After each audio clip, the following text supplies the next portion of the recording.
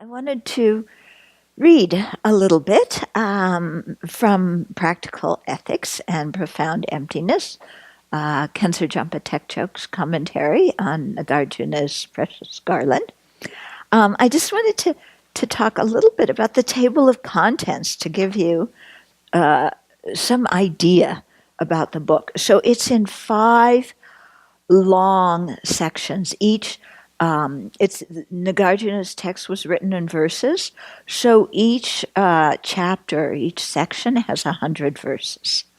Okay, so the first chapter is about higher rebirth and highest goodness, and so higher rebirth, good rebirth in the future, so we can continue to practice. Highest goodness, liberation and awakening. Okay. So here we talk about starting on the path, the advantages of living ethically, and then we get very soon into emptiness, and some of the verses that are very, very famous that are quoted repeatedly. Chapter 2 is an interwoven explanation of the causes and effects of higher rebirth and highest goodness. So here Nagarjuna goes back and forth talking about highest goodness, emptiness, the wisdom realizing emptiness is the method to get there, and then practical ethics, how to attain a higher rebirth, and then go back again to highest goodness. Okay. Chapter 3 is called the Collections for Awakening, and there Nagarjuna is talking about the collection of wisdom and the collection of merit. And so there we talk about joyfully taking up the boundless work of a Bodhisattva, and then advice for gathering merit and wisdom. And so here he starts on some of the simple actions that a king can do to create merit. And Alicia wrote a fantastic paper on good governance, beginning with this chapter and going on into another one, talking about how these verses from Nagarjuna could relate to governance today, and how if they were enacted, we would have a totally different society where people really cared about each other and the government cared about the citizens. Maybe we should send a copy of this to the White House? Maybe to the Speaker of the House? And then he also talks about the fruits of merit and wisdom. So there he gets into the 32 signs of a Buddha and so forth. Then chapter 4 is royal policy, instructions on the practices of a monarch. So there he talks about practical advice for leaders, and then spiritual wisdom for powerful people. Because to be a good leader, you need not only to be able to think clearly about practical issues, but you need to be very centered on a spiritual level so that you don't get off balance, you don't get angry, you don't retaliate or, look out, take advantage of your power to the detriment of the people that you are serving. Mm-hmm. Then chapter 5 is practices of a Bodhisattva. And so that begins with 57 faults to abandon. And then he goes into the 6 perfections, the 10 Bodhisattva grounds, and Buddhahood. And then now we're, in our classes, we're dealing with a 20-verse prayer that he recommends that we recite every day. And then what follows is some closing advice, which is quite potent. We'll get to that soon.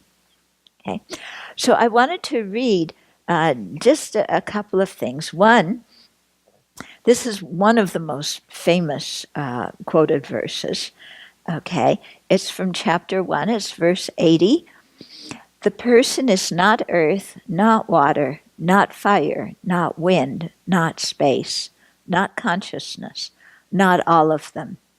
What person is there other than these? So this is a meditation on emptiness. And this is the basis, actually, for the 4-point analysis that we often do, for Chandrakirti's 7-point analysis. In other words, looking at the relationship between the basis of designation, in this case, the elements, the physical elements plus consciousness, and the designated object, in this case, the I, or the person. Okay. Then the next verse, so that verse is on the selflessness of persons. The next verse, just as the person is not real, due to being a composite of 6 constituents, so each constituent also is not real, due to being a composite. So there he's talking about the selflessness of phenomena, that everything is composed of parts, so nothing has its own independent existence. And then the verse following that, again, this one's quoted quite often. The aggregates are not the self, nor do they exist in the self, nor is the self in the aggregates, but without them the self cannot exist. And the self and the aggregates are not mixed like fire and fuel. Therefore, how could the self exist? Okay, so there he's refuting inherent existence, but asking how could the self exist? Asking you how could the self exist? Dependently. Okay, then some of the verses from the 20-verse prayer. I just wanted to read a few of those that I really like. Some of these I recite every day.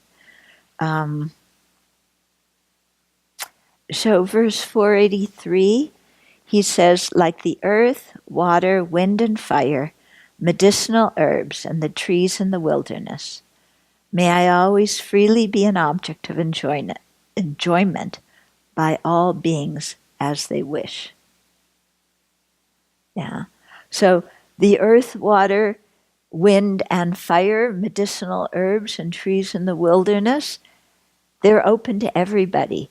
At that time, there were lands that were unowned. Yeah. And so you could wander in anywhere, take what you wanted. They were free for everybody. And so Nagarjuna is saying, may I too be an object of others' enjoyment that they can make use of as they wish. So can I fulfill the needs and wants of others, in an appropriate way, without any hesitation on my part, because what I offer is freely available, like the 4 elements and the herbs in the forest and so on. Yeah. Imagine making yourself open and available to benefit others like that. Yeah. Of course, he's not saying to do stupid things, Yeah. But just without this sense of, what do you want from me? And I'm going to do this for you. What are you going to give me in return? None of that. The following verse says, may I be beloved of beings, and may they be more beloved to me than myself. May I bear the results of their negativity, and may they have the results of all my virtue. This verse, is very famous. The last 2 lines serve as the source for the Tonglen, or taking and giving meditation, when he says, may I bear the results of their negativity, and may they have the results of all my virtue. But the first line really intrigued me. May I be beloved of beings. Because you hardly ever hear that. You usually hear, The second line, and may they be more beloved to me than myself. You usually hear about, I will give up my self-interest to serve others, and I'm not going to be attached to my reputation in the process of doing so. And I don't care whether others love me or appreciate me. And here he's saying, may I be beloved of beings. How often do you hear that? So it really made me stop and think. Yeah. And I think what it's indicating is what we want to do is have a relationship with other living beings that where we see them in beauty and they see us in beauty. We see them in beauty so we can extend our love and compassion and our skillful means towards them. They see us in beauty in the sense that it makes them open and trusting and receptive so that we can be of benefit to them. So it's the first line isn't fulfilling our need to be loved and appreciated. What it's doing is saying that if I'm going to be able to help others, they're going to have to see me in a kind way and be receptive, because otherwise, you can do whatever you want, but people aren't going to accept it and won't benefit from it. Yeah? And so really saying, may I be beloved of beings so that we have such a beautiful relationship between them that when I teach the Dharma or give advice, it becomes meaningful to them and they can put it into practice. And may I take on their suffering, and may they experience the results of my virtue. Yeah. So kind of setting up the optimum relationship that bodhisattvas want to have with others. Yeah. So I read a little bit in the first chapter, a little bit in the last chapter. In between, there's a lot of gems too. Okay, so please enjoy the book.